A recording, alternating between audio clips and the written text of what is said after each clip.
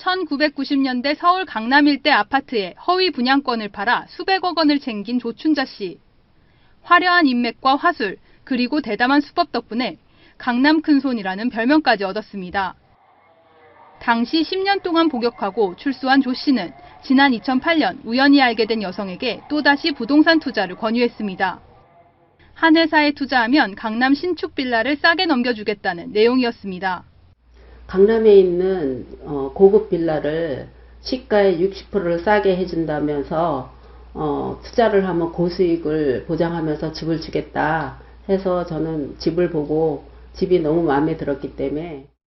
그런데 그 사이 조 씨가 또 다른 사기 혐의로 구속되면서 김 씨는 빌라를 받지 못했습니다. 조 씨는 교도소 안에서 빌라를 꼭 양도하겠다는 각서까지 썼지만 약속은 이행되지 않았습니다. 오도 갔대도 없이 길거리에 나앉아서 배경이 돼서 짐은 이삿짐 센터에다 2달을 맡겨놓고 집을 소개한 피부샵의 원장한테 가서 기거를 하면서. 비슷한 방식으로 피해를 봤다고 나선 사람은 모두 3명.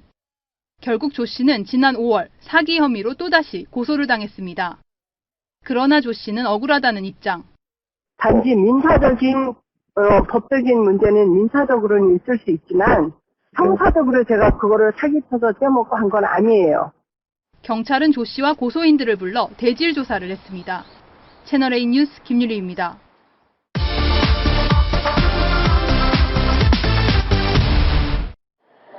경찰은 불법 폭력 시위에 대비해 집중 훈련까지 하고 있습니다. 시위대가 사다리 등으로 차벽에 접근해 폭력 시위를 할 경우 대기 병력이 좌우에서 날개 모양으로 집결합니다. 이어서 극렬 시위대와 일반 시위대를 분리한 이후 폭력 시위자를 검거합니다. 특히 복면을 쓴 폭력 시위대가 폭력을 행사하면 가장 먼저 검거한다는 방침입니다. 동원되는 경비부대는 198개 중대 2만여 명. 또 이들이 도망갈 경우에 대비해 유색물감을 뿌려 불법 시위의 증거를 시위자 몸에 남겨놓기로 했습니다. 앞서 전국농민회의 집회 신고를 불허한 경찰. 이번에는 백남기 범국민대체위원회가 5일 정오부터 밤 9시까지 서울광장 종로 대학로를 잇는 시위를 하겠다는 신고서를 제출했지만 역시 불허했습니다. 1차 집회를 주최했던 53개 단체 중 51개 단체가 겹치는 등 불법 시위가 예상된다는 이유에서입니다. 집회 주최 측은 강력하게 반발했습니다. 국민에게 보장된 집회와 시위의 자유를 억압하는 중대한 헌법 위반 행위이다. 집회 주최 측은 집회를 강행한다는 입장이어서 벌써부터 전운이 감돌고 있습니다. 채널A 뉴스 박정아입니다.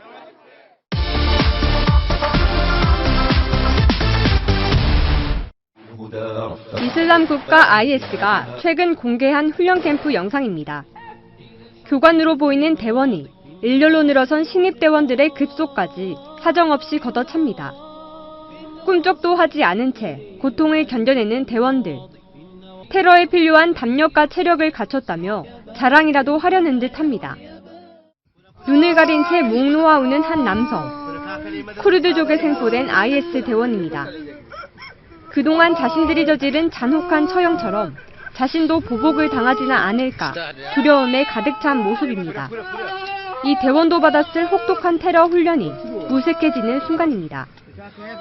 여성 등 약자들을 노린 IS의 잔인함을 폭로하는 증언은 계속되고 있습니다. IS에 억류됐다 도망친 이라크 소수민족인 야지디족 소녀들은 불과 $10 또는 담배 10개에 비해 IS 대원들의 성노예로 팔리고 있다고 증언했습니다.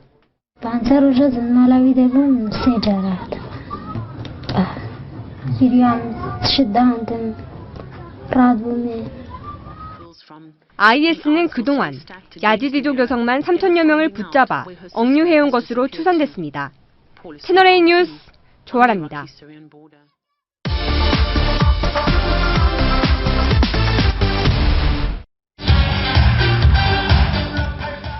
나팔바지를 입고 경쾌한 찌르기 춤을 추는 싸이. 꼬마부터 할아버지까지 1인 3역도 소화해냅니다. 싸이가 7집 앨범 발매를 앞두고 더블 타이틀곡 나팔바지와 데디의 뮤직비디오를 언론에 공개했습니다. 강남스타일의 대히트 이후 자신에게 집중된 국내외의 관심 때문에 곡 쓰는 게 힘들었다는 싸이는 이번 앨범에서 초심을 되찾았다고 말합니다. 저의 초심은 하고 싶은 게 하고 싶어서 딴따라가 된 나였기 때문에 하고 싶은 거 다 했습니다. 제가 규정하는 한도 내에서는 초심에 아주 성실히 부합하는 앨범입니다. 히트곡 강남스타일과의 비교를 거부하며 너스레도 떨었습니다. 강남스타일의 무게가 너무 무거워서 요즘 강남도 잘 안 나간답니다. 어떤 비교도 정중히 사양하고 싶습니다. 해외 공략을 의도로 만든 앨범이 아닌 만큼 기대도 부담도 갖지 않으려 한다는 싸이.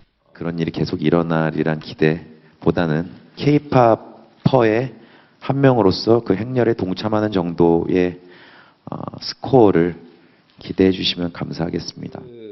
더블 타이틀곡뿐만 아니라 신해철 헌정곡 드림 등 9곡으로 채워진 7집 싸이다가 팬들의 기대에 부응할지 주목됩니다. 채널A 뉴스 노은지입니다.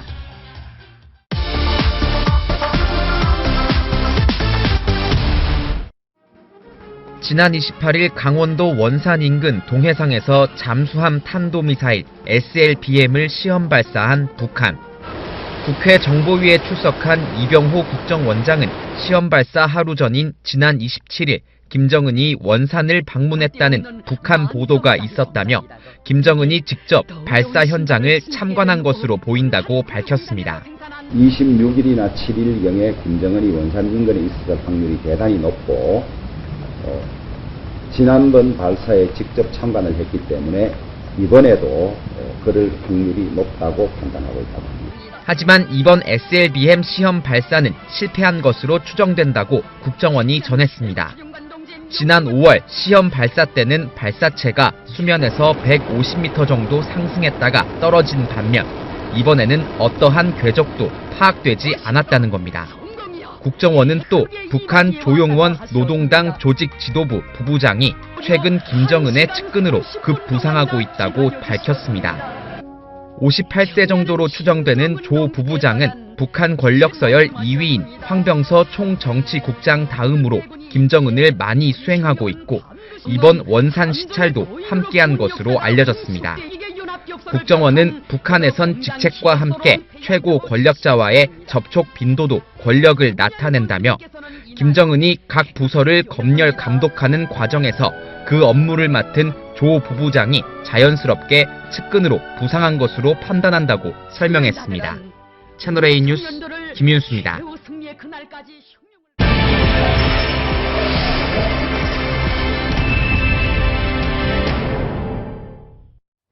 네, 아침 경제 골든타임 시작하겠습니다. 네, 오늘은 먼저 곽수종 경제학 박사, 정철진 경제 칼럼니스트 두 분과 함께합니다. 어서 오세요. 네, 안녕하세요.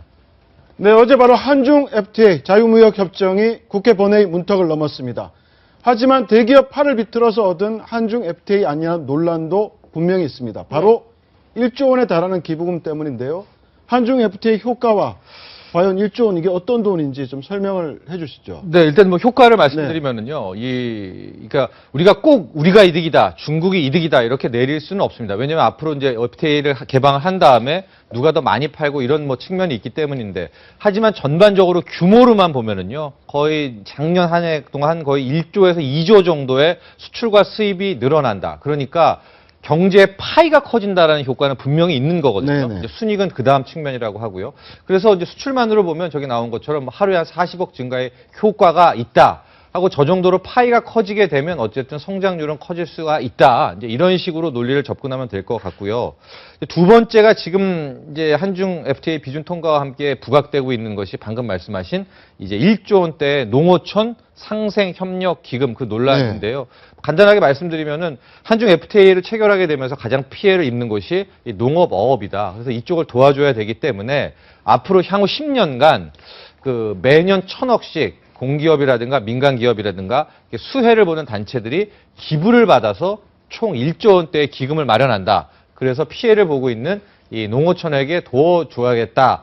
이런 이제 컨셉의 이 이야기를 발표했는데 과연 저 맨 마지막에 나오는 농어촌 상생협력 기금이라는 것이 억지 팔비틀기 아니냐. 그런 그런 논란이 지금 커지고 있는 내용. 전체 지원액만 보면 3조 원 가까이 육박합니다. 네. 그죠? 네, 기업에선 당장 일종의 준조세다라면서 불만의 목소리를 터뜨리고 있는데 세계적으로 좀 유례가 이런 일이 있습니까? 어떻습니까? 사실 뭐 세계적인 유례라고 할 것도 없이 이 FTA를 하게 되면 많은 이제 수혜를 보는 부분과 피해를 보는 부분이 나뉠 수밖에 없는데요.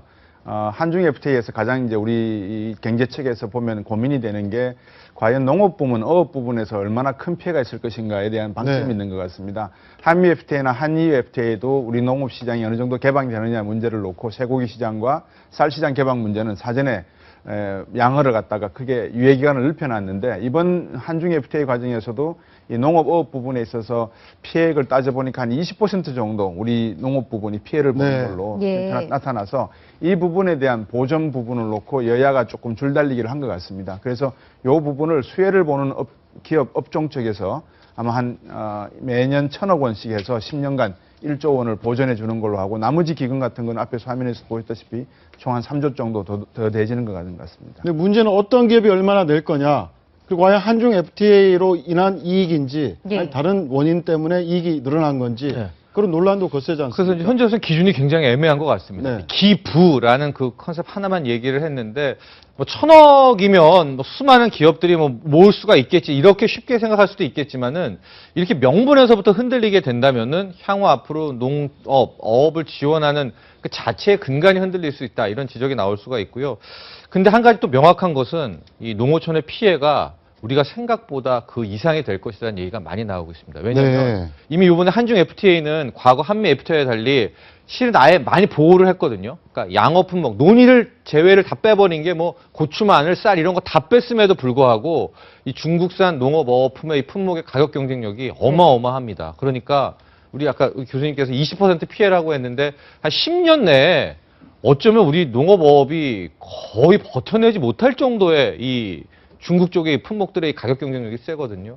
그래서 뭐 기부 이 논란뿐만이 아니라 우리가 지금 생각할 게 과연 그럼 한국의 농업과 어업은 어떻게 중장기적으로 보호할 것인가. 이건 좀 우리가 의식을 가질 필요가 있죠. 한미 FTA 때도 농업 문제, 어업 문제도 상당히 관심이 많았고요. 사실 지금 농업, 어업 부분 이야기를 하고 있습니다만 우리 제조업 부분도 그렇게 여유로운 부분은 아닙니다. 사실 왜냐 그러면 중국이 가지고 있는 노동 집약적인 산업 분야에 있어서 제조업은 상당히 한국의 턱밑까지 추격을 해왔고 이미 많은 부분들은 저희들을 넘어서고 있고요.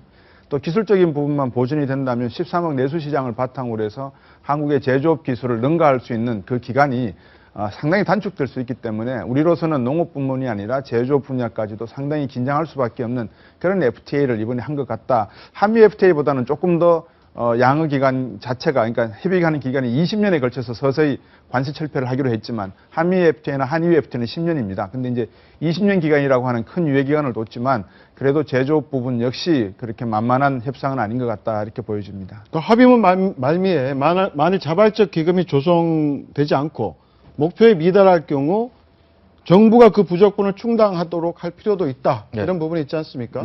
그럼 만약에 정부 예산도 투입될 수 있다는 얘기인가요? 공기업을 아마 통해서 지원한다는 방식인 것 같은데요. 일종의 그거 역시도 이 돌고 돌아서 정책 자금이 투입이 된다는 아마 그것도 정부에서는 마지막에 좀 감안을 하고 있는 그런 대목인 것 같습니다. 알겠습니다. 그런가 하면 한중 FTA가 어제 우리나라에서 본회의를 이제 통과를 했는데 중국의 위안화는 새벽에 전해진 소식에 따르면 국제 기축통화 대열에 합류를 했습니다. 우리나라에게 좋은 일입니까? 나쁜 일입니까? 어떻습니까? 좋고도 나쁜 일이죠. 왜냐하면 중국 기축통화, 위안화가 기축통화 됐다는 거. SDR에 지금 미국 달러와 영국 파운드와 유럽 유로와 일본 엔화 그리고 5번째 중국 위안화가 들어가게 되었습니다. 5대 통화 안에 들어간 거죠. 그렇습니다. 한 10.9% 정도의 비중을 갖고 있는데 이렇게 되면 이제 위안화로 표시된 자산의 가치는 상당히 올라가겠죠. 그만큼 중국 위안화가 기축통화로서의 지위를 확보하니까 문제는 이제 중국의 환율 정책이 과연 freely usable하고 widely tradable 하느냐 이 기준에 어느 정도 합당한 것인가에 대한 의문은 계속 남아있는 것 같습니다. 중국이 환율 시장을 개입해서 환율을 평가절하하고 절상시키는 속도가 가파르게 되면은 한국 환율 시장도 춤을 출 수밖에 없기 때문에 이번에 한중 FTA에서도 금융시장은 상당히 열어놨거든요. 이렇게 되면 우리나라 환율 시장, 수출 가격 경쟁력 면에서 중국과 경쟁을 하는데 상당히 치열한 내용이 있을 것 같습니다. 네. 저는 좀 이번에 이 계획하고 이 SDR의 위안화가 편입된 이 과정을 보고 중국이라는 국가가 참 또 무서운 측면도 있다. 그러니까 서서히 5년 내, 10년 내, 20년 내 계획을 짜고 현재 세계 기축통화가 미국 달러 아닙니까? 네. 그래서 달러와 한판 붙겠다. 결과적으로는 우리 중장기적으로 위안화가 네. 밀어붙이겠다라고 하는 그 플랜이 너무나도 착착착 진행이 돼서 실은 올해 연내에도 IMF가 위안화를 이 SDR에 넣어줄까 말까 이거 논란이 컸었거든요. 연초만 해도. 근데 당장에 이렇게 쑥 집어넣고 비율도 뭐 엔화 파운드와 제치고 바로 3대 통화로 좀 구성을 하니까 앞으로 5년 후에는 또 이 위안화의 위상은 어떻게 될까? 또 이 중국의 네. 그런 어떤 이 계획들, 대국 굴기란 계획들이 또 미국 달러를 또 어떻게 뭐 제치려고 할까? 이런 부분을 좀 보면은 참 중국이 우리에게 뭐 여러 가지 도움도 주고 뭐 한다고 하지만은 참 그런 무서운 점도 있다. 이런 걸 많이 느껴봅니다. 네. 예. 알겠습니다. 다음 주제로 넘어가겠습니다. 물건보다는 감성을 파는 시대가 됐습니다. 기업들이 소비자의 지갑보다 마음 열기에 적극 나서고 있는데요. 한 자동차 업체가 유튜브에 공개한 이 영상 먼저 보시겠습니다.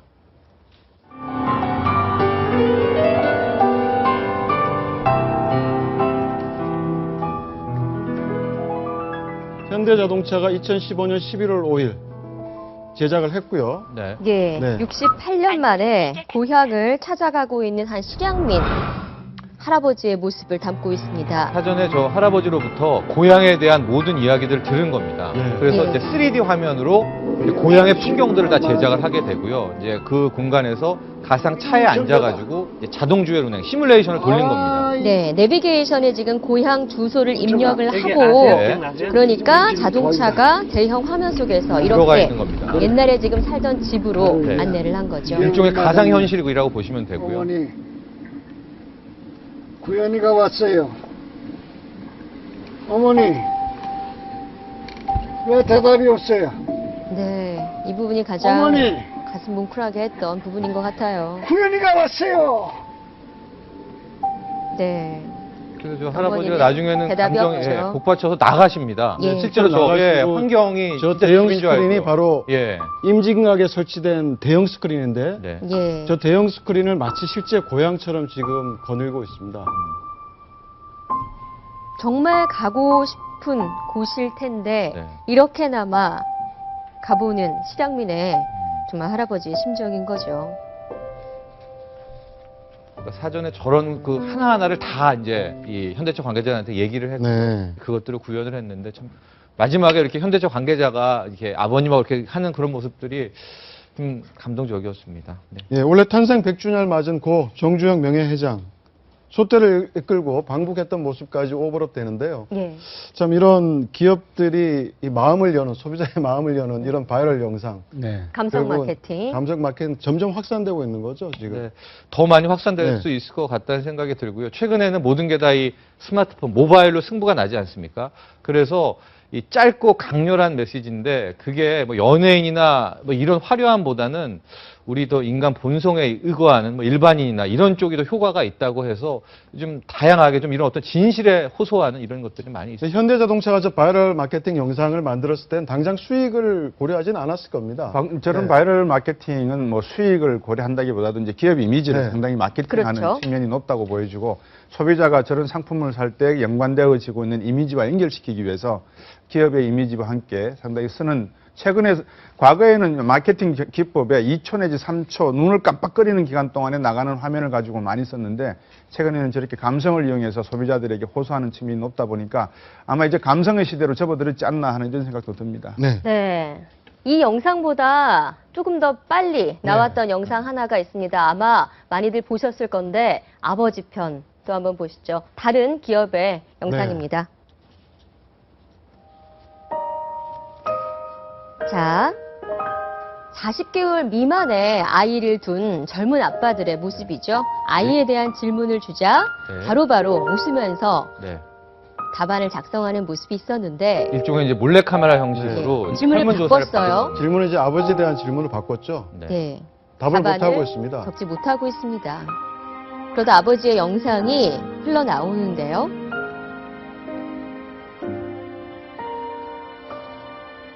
네, 보는 아들들 아버지의 영상이 나오자 눈물이 금세 나오더라고요.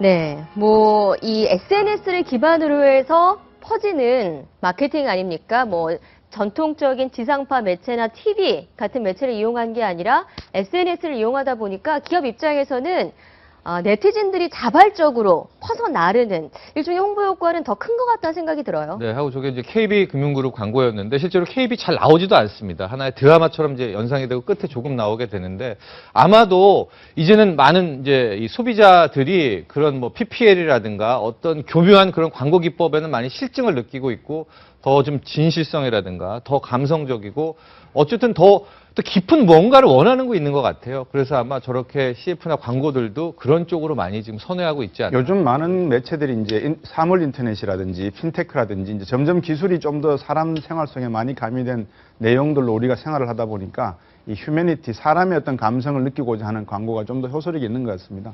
네. 방금 저 아버지 광고 내용도 사실은 그 아버지에 대한 아버지 이야기를 물어보니까 저렇게 어느 정도 음숙한 분위기가 나오는 생각이 있지 않나. 만약에 저게 딸에게 또 어떤 감성을 물어봤을 경우, 아버지나 엄마에게 물어봤을 경우 또 다른 반응이 나오지 않을까 하는 생각도 들었거든요. 아마 이 편으로는 엄마에 대한 엄마 생각이 나오지 않을까 하는 생각이 들었습니다. 기업 입장에서는 일단 어떤 물건을 팔겠다는 것보다 기업의 이미지에 더 도움이 되는 거긴 한데 저 광고를 보면 연예인도 나오지 않고 어쨌든 광고로만 보면 비용이 굉장히 줄지 않았습니까? 어떤 상품의 효과는 가격도 근데 천만 그럴 수는 관계. 없을까 하는 생각도 들어요. 그래서 그 마케팅 비용 아껴서 예금 이자 올려줘라 이런 얘기도 있기는 하지만 그렇게는 되지는 않을 것 같습니다. 네. 근데 저렇게 앞으로 광고 시장도 예. 유명 연예인이 나오는 시장보다도 일반인이 나와서 일반인의 모습으로 네. 보여주는 시장으로 빨리 바뀌어야 되지 않나 하는 그런 의미에서는 상당히 의미 있는 그런 그렇죠. 광고가 아니었나 싶습니다. 네, 알겠습니다. 앞으로 감성 마케팅 얼마나 발전할지 기수가 주목됩니다. 다음 주제 이어가도록 하겠습니다. 개통한 지 2년이 지난 휴대전화를 사용하면 통신요금을 깎아준다는 사실 혹시 알고 계십니까? 저도 몰랐는데요. 이 소비자의 절반 이상이 모르는 것으로 조사된 중고폰 요금 할인제도 오늘 숨어있는 경제 이것만에서 알려드립니다.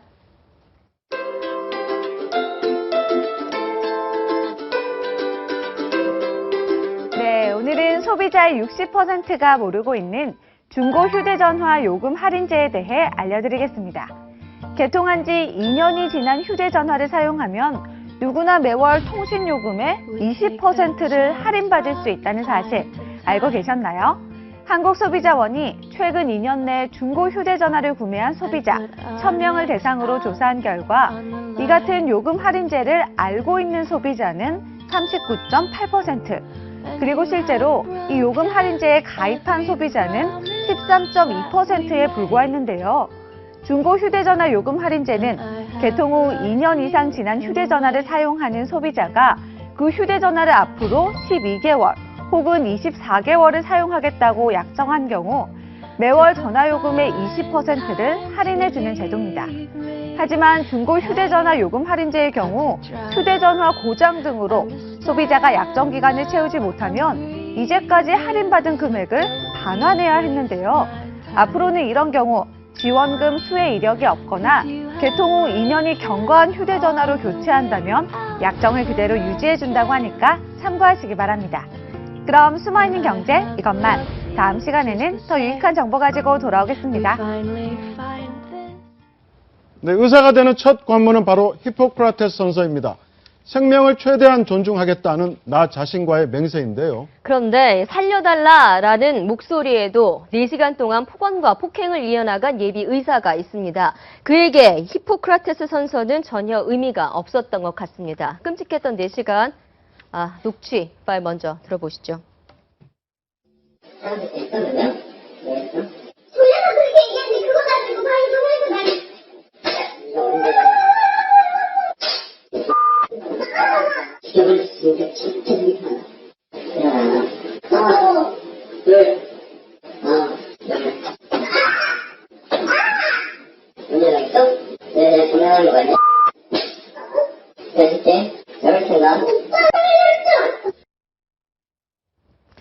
네, 아마 공분을 금치 못하셨을 텐데 오늘 이 내용 박상훈 공감과 미디어 연구소 소장, 백성문 변호사, 강훈식 동국대학교 겸임교수 세 분 더 모셔서 말씀 들어보도록 하겠습니다. 어서 오세요. 어서 오십시오.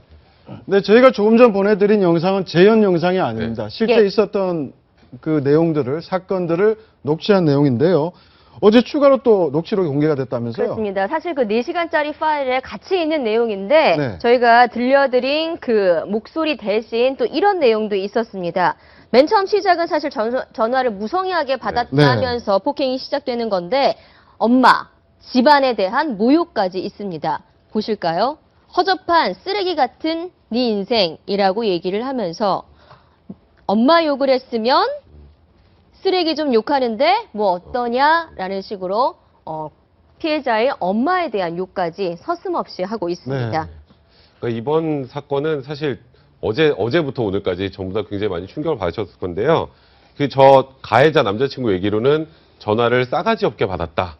그래서 3월 28일 날 새벽 3시에 그 여자친구 집으로 갑니다. 여자친구 집에 가서 그 뒤로 한 4시간에서 5시간 동안 감금을 한 상태에서 폭행을 한 건데요. 뭐 아까 녹취록 내용 보시면 아시겠지만 정말 심하게 구타를 해서 갈비뼈 2군데 금이 간 상황이었거든요. 근데 거기에다가 지금 요거 추가로 공개된 녹취록에는 이제 뭐 피해자의 어머니까지 이제 모욕을 하는 이런 그렇죠. 상황인데, 그러니까 저도 이걸 보고 이 판결이 과연 이게 합당한가라는 저 역시 이제 변호사 입장에서도 굉장히 의문이 많이 들었는데, 그러니까 이 사람이 문제는 이번 사건이 하나가 아니에요. 네, 또 있다면서요? 네, 이번 사건이 하나가 아니고 여름에 다른 또 술을 마시다가 클럽에서 일면식도 없는 여자를 또 폭행을 해서 그것과 두 개가 사건이 병합이 됐던 거였거든요. 네. 그리고 이 사건에서 또 가장 황당했던 건 이 여자분이 그 전에도 이제 몇 번 폭행을 당했었나 봐요. 한 2번 정도 더 네, 맞았던 것 그래서 같더라고요. 이제 집으로 온다고 하니까 무서워서 혹시 나중에 또 증거가 없을까 봐 이제 녹취를 해놓은 건데, 녹취를 한 4시간 정도를 했는데 법원에 제출할 때 4시간을 다 녹취 파일을 만들기 쉽지가 않잖아요. 네. 녹취록을 만들기. 그래서 1시간 40분 분량으로 줄였거든요. 네. 근데 문제는 법원에서 그래서 폭행 시간을 2시간으로 줄여버렸어요. 그래서 그런 판결문에 2시간이라고 네, 그것 명시가 때문에 됐다면서요? 판결문에 2시간이라고 나왔다고 하고, 예. 그러니까 이 피해자 입장에서는 과연 판사가 녹취록을 처음부터까지 들어는 보고 읽어는 본 건지 그 부분도 의심스럽다고 했고요. 그리고 또 그날 또 충격적이었던 건 이제 이 여자분이 어떻게 겨우겨우 신고를 했습니다. 그리고 신고하는 것도 끝까지 뭐 저 이렇게 막고 있어요가 아니라 얘기하는 도중에 전화가 끊겼는데 남자친구가 전화를 집어 던져버립니다. 근데 이제 그걸 듣고 경찰이 뭔가 이상해서 왔어요. 네. 근데 경찰이 문을 딱 여는 순간 이 가해자였던 남자는 한마디가 이거였습니다. 아, 나는 전혀 때린 적이 없는데 저 여자애가 지금 쇼하는 거다. 예. 근데 이제 이렇게 녹음을 해놓은 거 몰랐던 녹취 거죠. 파일이 있는지 네. 몰랐던 거죠. 이제 그게 이제 전모가 이 녹취 파일로 결국 이렇게 드러나게 된 겁니다. 심지어 맞고소를 했다면서요?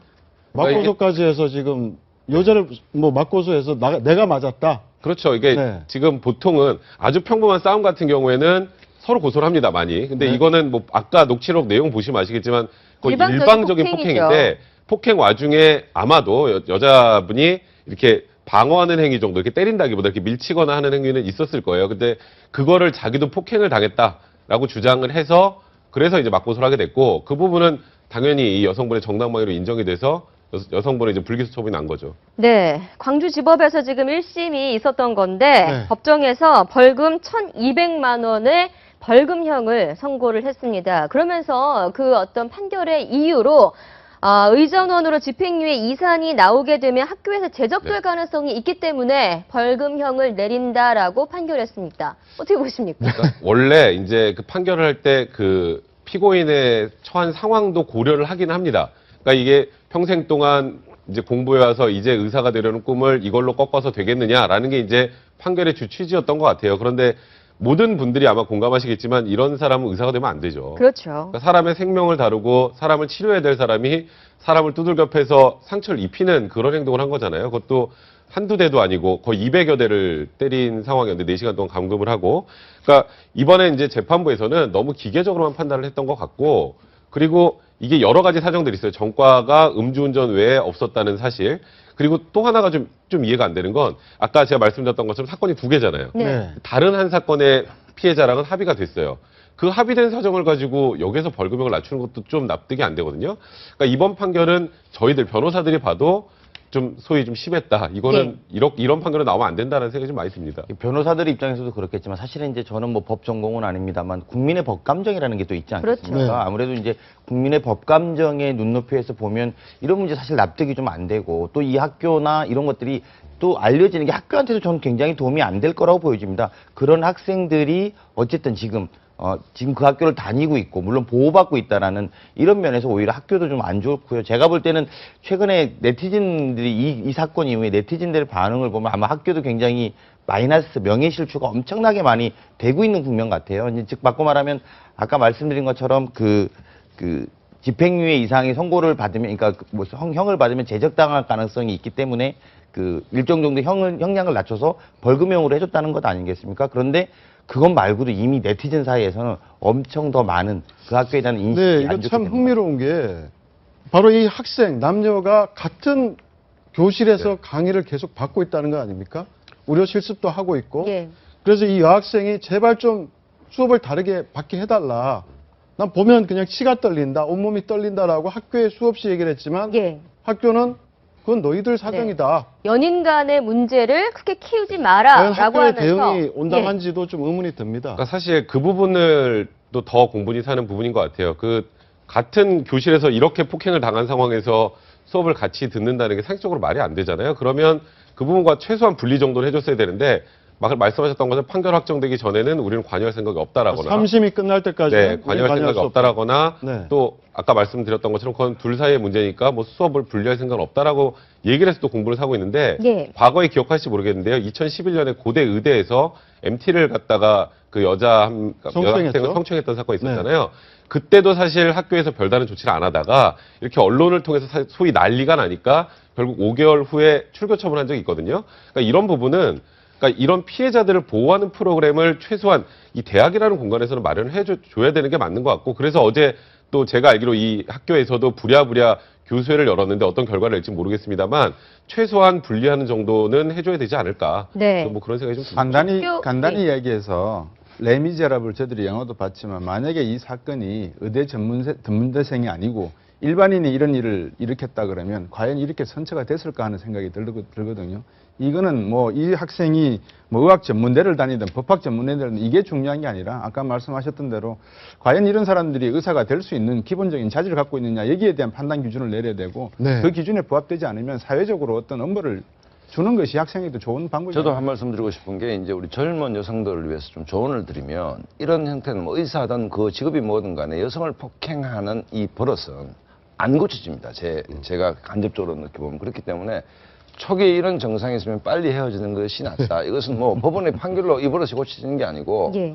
이런 형태를 여자를 폭행하는 문제는 이건 정말 뭐 3살 버릇 8까지 간다는 게 맞기 때문에 혹시 남자친구가 이런 징후가 있으면 이 버릇은 안 고쳐진다라고 저는 봅니다. 네.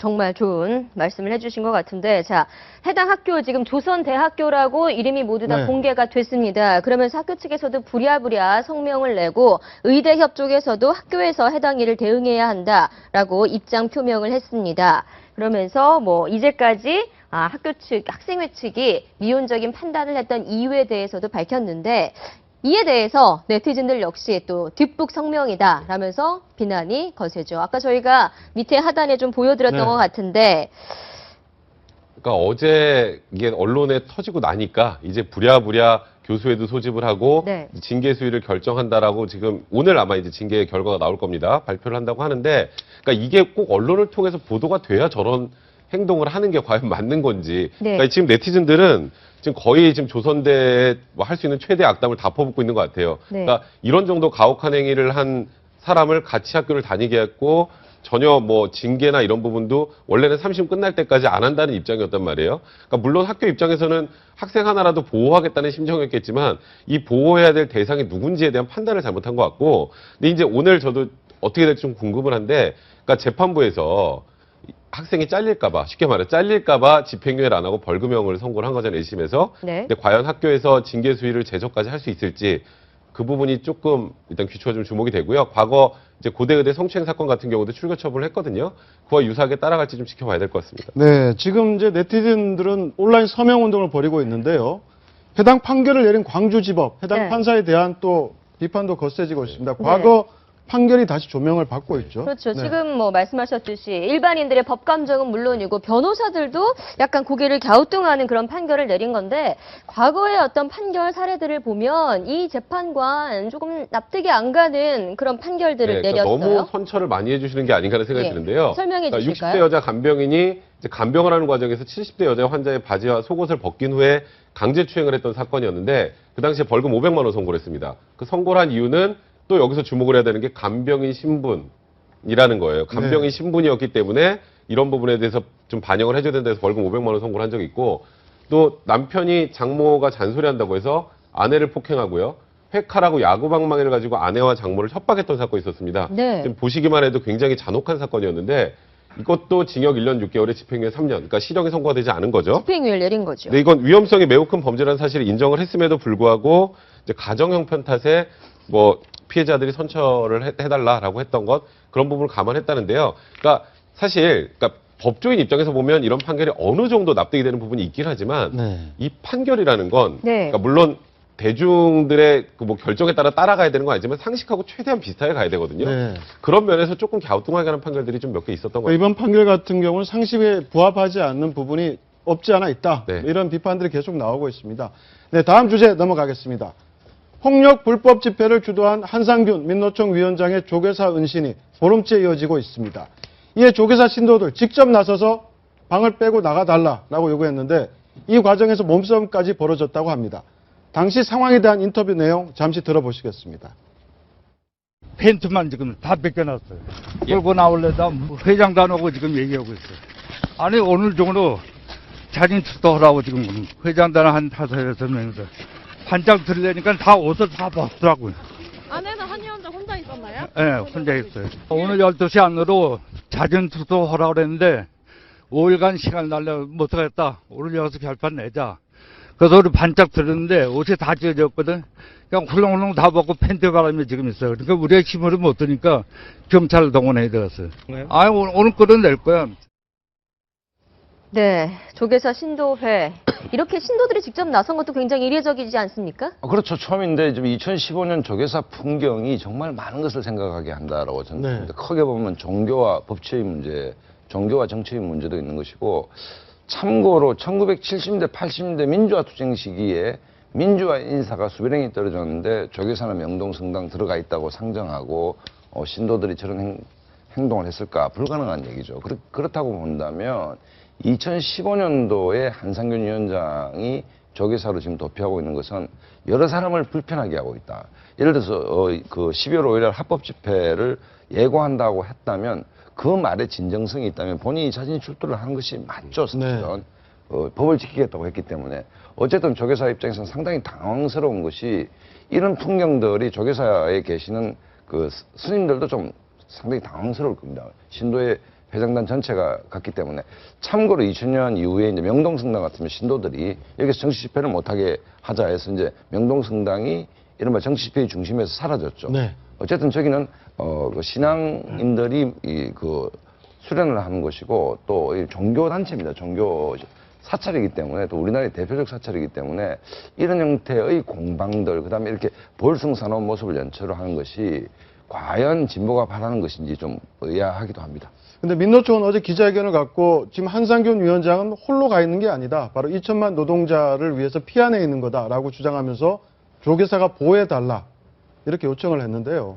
그렇죠. 어느 정도 설득력이 있다고 보십니까? 민주노총의 공식적인 입장인데 사실은 이 일이 처음 나왔을 때 제가 말씀드렸던 건 한상균 위원장이 조계사를 힘들게 하시고 있다 이렇게 저는 보거든요. 그러니까 그러니까 그 불교계 자체를 힘들게 하고 있는 거고 불교계에서도 또 그 부담을 안고 있는 겁니다. 사실은 신도들의 많은 분들이 여론만큼이나 많은 분들이 아마 저 한상균 위원장을 보호하고 있는 것 자체를 부정적으로 생각할 거라고 보여집니다. 그리고 한상균 위원장이 결단해야 되는 건 지금까지 있었던 일에 대해 좀 책임지고 스스로 좀 나가서 이 문제를 본인이 좀 온건하게 좀 지도자로서 좀 처리하는 게 맞지 않나 이런 생각이 좀 들고요.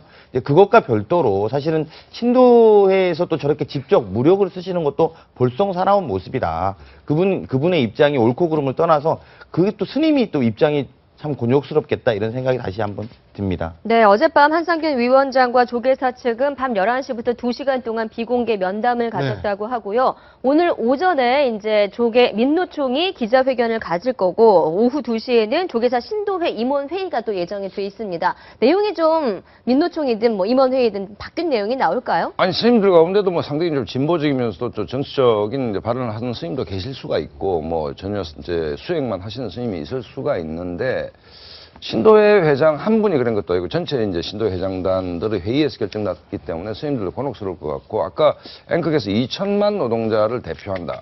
민주노총이 2천만 노동자를 대표하고 있지는 않죠.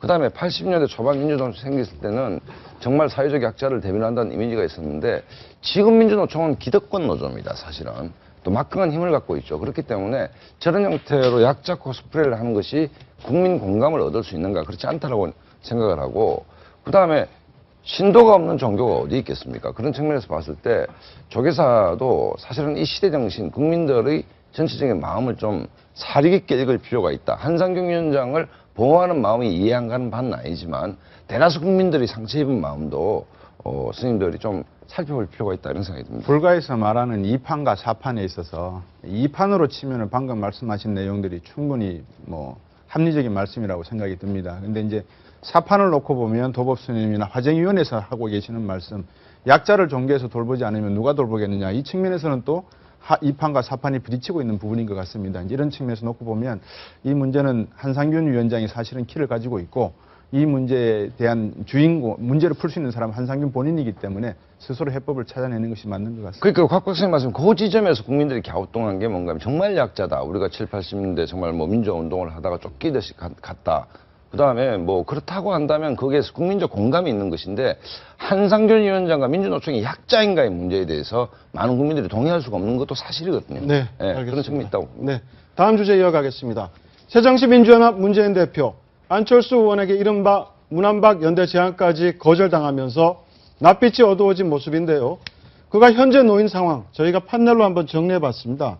네. 문재인 대표 중심에 두고 5명의 인물을 저희가 정리해봤는데, 준비했어요. 먼저 안철수 의원부터 한번 얘기를 풀어볼까요? 안철수 의원, 저희가 제목을 퇴진 압박이라고 지금 달았는데요. 문 대표가 제안한 문안박 연대 제안을 안 의원 거절을 했죠. 공은 다시 문 대표에게 넘어갔는데 두 사람의 핑퐁 게임 계속되고 있습니다. 두 사람의 목소리 들어보시죠.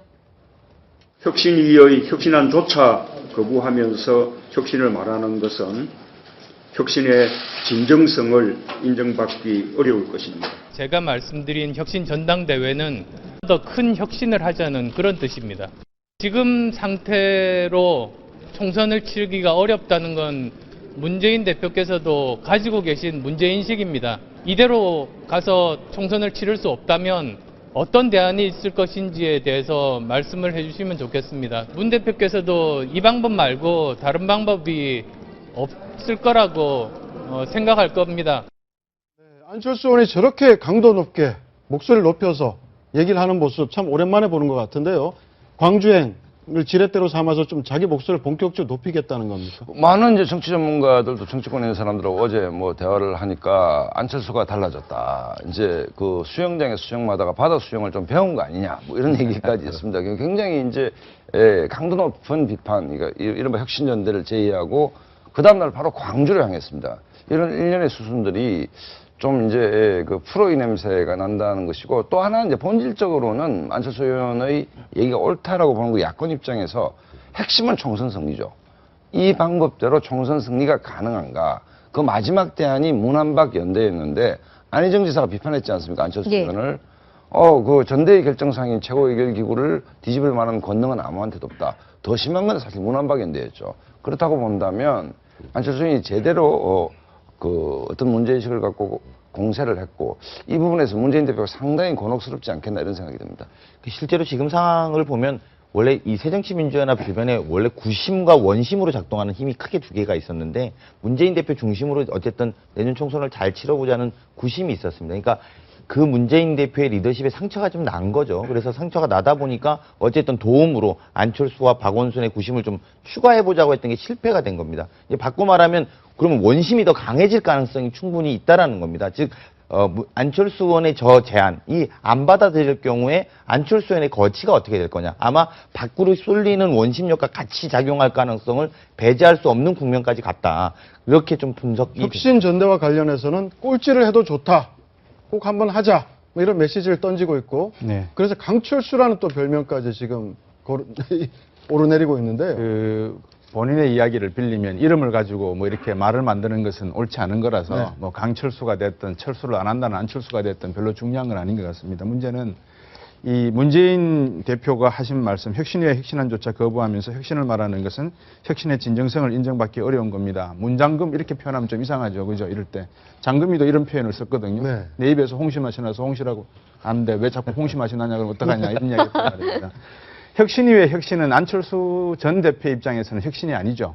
왜냐 그러면 혁신이라고 하는 것은 정당 안에서 혁신이라고 하는 것은 저도 잘 모릅니다만 정치적 목적을 가진 사람들의 이익이 대변되는 게 제일 중요하다고 생각됩니다. 그런데 과연 새정치민주연합의 혁신위가 당 내에 있는 사람이 이루어져서 열띤 토론을 거쳐서 몇 개의 안을 만들어진 다음에 이것을 밖에 있는 사람에게 던져서 이거는 당신들이 만들어줘야 되니까 당신들이 혁신을 해주시오 라고 했으면 이게 혁신 내용이 되죠. 근데 그게 아니라 일방적으로 밖에 있는 사람들한테 혁신 내용을 만들어라 했으니까 이거는 당내에 있는 사람들의 혁신 견해가 전혀 반영되어 있지 않아서 혁신이라 할 수 없다라는 게 안철수 전 대표의 생각인 것 같습니다. 이제 그런 측면에서 놓고 보면 혁신위의 혁신안은 일단에 뭐 문 대표가 말씀하신 대로 거부하는 것이 아니라 새로운 더 큰 차원의 혁신을 하는 것이 국민들에게 더 바람직한 내용이 아닌가. 트루반이 얘기했듯이 국민은 호랑이다라고 이야기했거든요.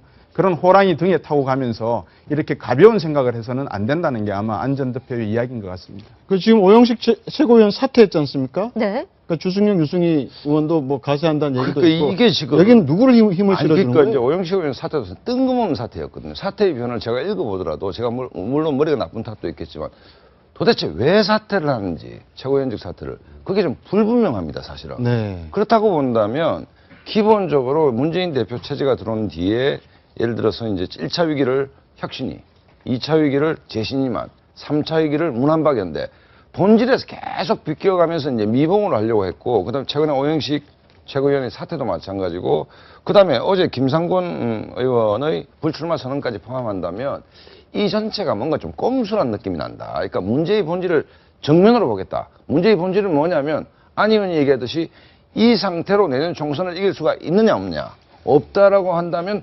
전당대회라는 큰 그릇 속에서 새로운 리더십을 만들자는 얘기 아닙니까? 네. 이 대답에 자꾸 비껴가다 보니까 납득이 안 가는 정치적 행보가 계속 나오는 것이죠. 네. 그러니까 지도부가 지금 사실 굉장히 혼란스러운 상태죠. 왜냐하면 문안파 연대가 될 거라고 봤던 겁니다. 제가 볼 때 오영식 최고는. 그렇기 때문에 본인이 먼저 사퇴를 한 거죠. 그런데 지금 상황을 보면 정청래 최고도 사퇴가 돼 있는 상태고요. 네. 오영식 최고까지 사퇴하고 문안파 연대도 깨졌습니다. 그런데 여기에다가 주승용, 유승희 의원이 사퇴하게 되면 사실상 지도부가 와야 되는 국면이거든요. 그러니까 그렇기 때문에 아마도 제가 볼 때는 안철수 의원이 혁신 전당대회를 해서 사실 새로운 리더십을 여기다 부여 담자라고 주장을 한 것 같고요. 근데 그런 면에서 보면은 문재인 대표 어쨌든 결단의 시기는 다가왔다고 보여집니다. 점점 다가오고 있다. 저 가운데서 지금 아까 우리 박상원 소장께서 꼼수라는 말씀하셨는데 안철수 대표를 전 대표를 제외하고 꼼수를 안 둔 사람이 과연 누가 있을까라는 생각이 저는 언뜻 들거든요. 네. 박원순 시장을 비롯해서 한 발 빼기를 하고 있다. 그다음에 김성곤 위원장 호남 불출마하고 있다. 오영식 최고위 사퇴했다. 정치적인 술수가 포함되지 않고서는 과연 저런 이야기들이 나올 수 있을까라는 생각이 들면 일반인 입장에서는 분명히 저 안에는 꼼수가 들어있다 이런 생각이 듭니다. 네, 호남 최다선인 김성곤 의원 패널들 말씀하셨듯이 어제 새정치민주연합 의원 중에 처음으로 호남 불출마 선언을 했습니다. 그러면서 호남 의원 물갈이 얘기가 다시 수면 위로 올라왔죠. 들어보시죠. 당이 침몰의 위기에 빠져 있는데 호남 최다선 의원이 지역구에서 표 몇 장 더 얻으려고 바삐 뛰는 모습이 미안하기도 하고 한심하기도 여겨졌습니다. 예, 묘한 파장을 낳고 있어요. 박지원 의원 등등 네. 호남 지원 의원들에게 용퇴냐 아니면 험지 출마냐. 그 혁신의 핵심이 20% 전략공천 아니겠습니까? 그다음에 호남 물갈이인데 기본적으로 호남 물갈이 주체인 문재인 대표가 호남에서 지지 기반이 거의 붕괴하고 있는 상태이기 때문에 물론 지금 현재의 호남 의원들이 호남 주민들로부터 박수를 받고 있냐 이른바 교체 지수가 낮으냐 그렇지는 않다라고 봅니다.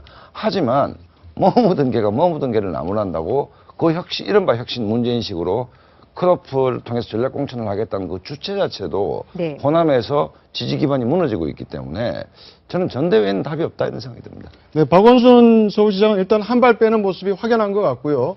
근데 어제 또 문재인 대표 악재는 바로 오른팔이라고 할 수 있는 노영민 의원. 최측근이죠. 최측근인데 의원실에 카드 단말기를 갖다 놨다면서요? 이게 무슨 일입니까? 이게 그러니까 본인이 출판 기념회 하면서 책을 결제하는 시스템을 의원 사무실에 갖다 놓고 그게 출판사 것이라고 본인 이제 의원실에서 나오고 그걸 또 다 반환했다고 의원실에서는 입장을 밝히고 있는데 그럼에도 불구하고 사실은 참 부끄러운 일이라고 봐야 되죠. 네, 산자위 산하 기관에다가 책을 몇 권 노영민 팔았다. 의원은 문제가 뭐 될 줄 몰랐다. 전문가들은 알지만 뭐 누가 그러니까 어느 누구보다도 그 문재인 대표의 최측근입니다 사실은. 네.